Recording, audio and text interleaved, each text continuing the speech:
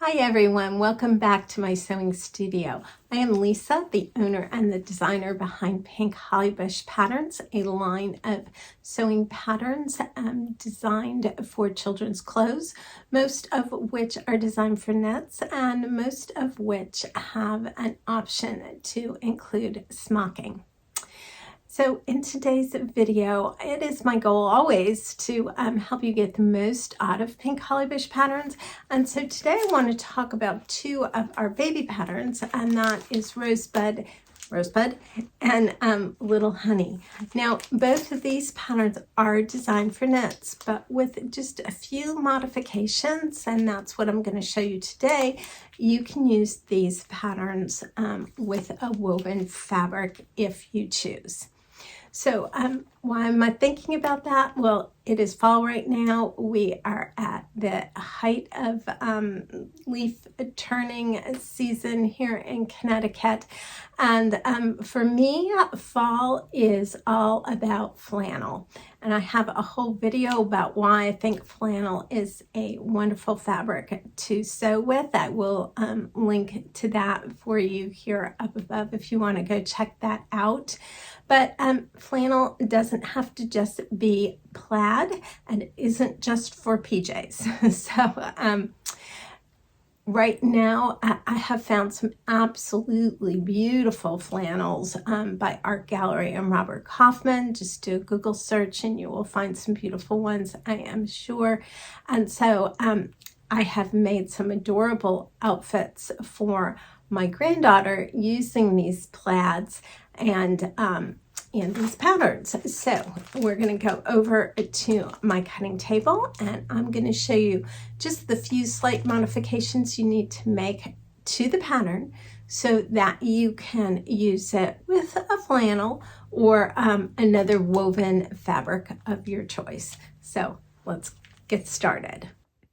So the first change that we need to make to the Rosebud or the Lil'Honey pattern to use it with a woven is to alter the neckband. And by the way, this is a beautiful floral flannel from Art Gallery. So the pattern instructions will show you cutting out the neckband here on the cross grain because that is maximum stretch with a knit.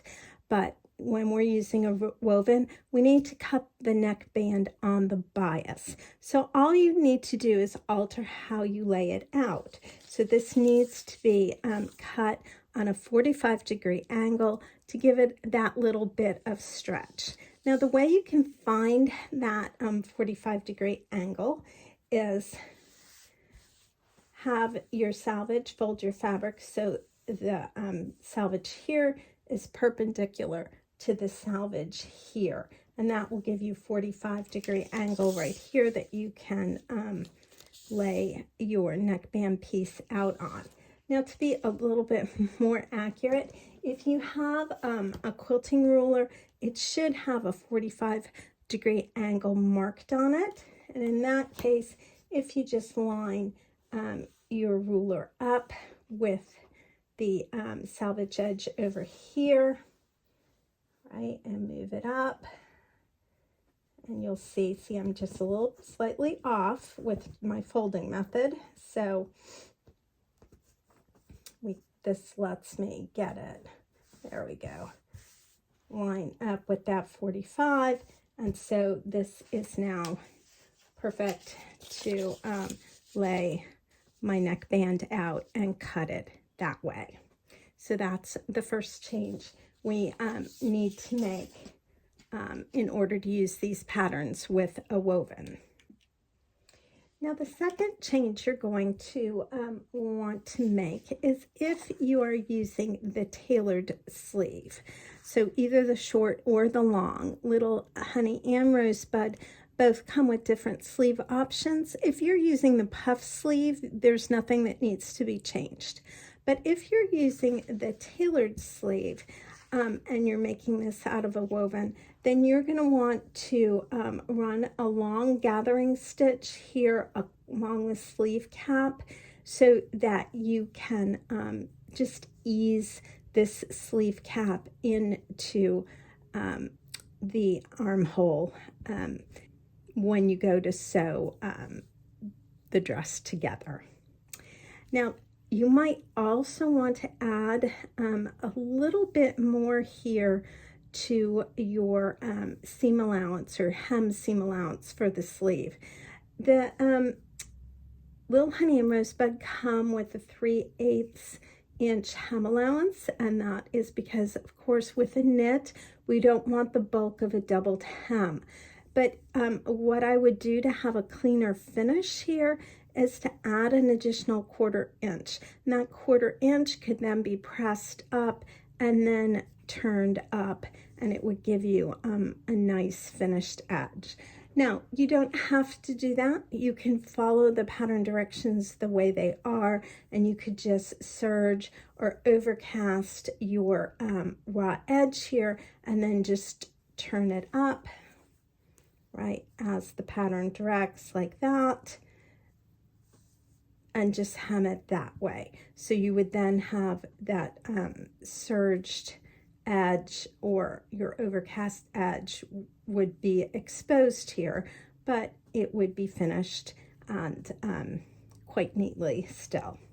But if you want, you know, that raw edge completely enclosed, then you're going to want to give yourself a little bit more seam allowance by giving that 1/4 inch that you could turn under first and then hem.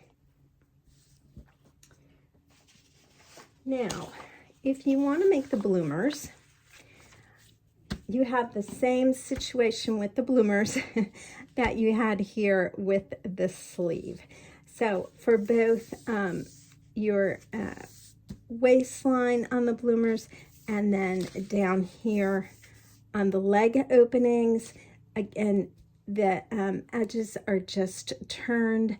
And if you want to be able to completely enclose that raw edge, you're going to want to add a 1/4 inch to both the bloomer back and the bloomer front. And then again, another 1/4 inch down here at the bottom of the bloomers. Now, the last change you might want to make is if you're not going to smock the top or the dress. So the top and the dress of both Rosebud and Lil'Honey are very full to accommodate the smocking. And if you're, as I said, not smocking it, you might not want that degree of fullness. So I've got the bodice front piece here of Lil'Honey.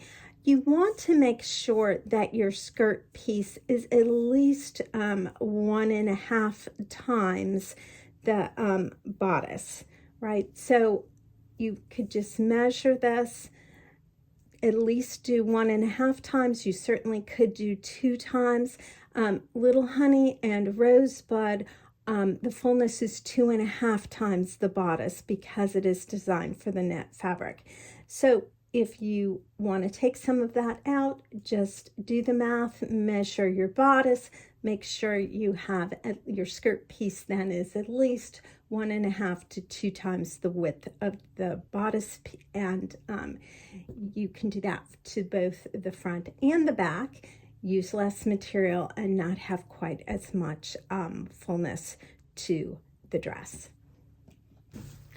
I hope you're going to give Lil'Honey or Rosebud a try, whether you make it out of a knit or you make these changes and try it out of a woven fabric.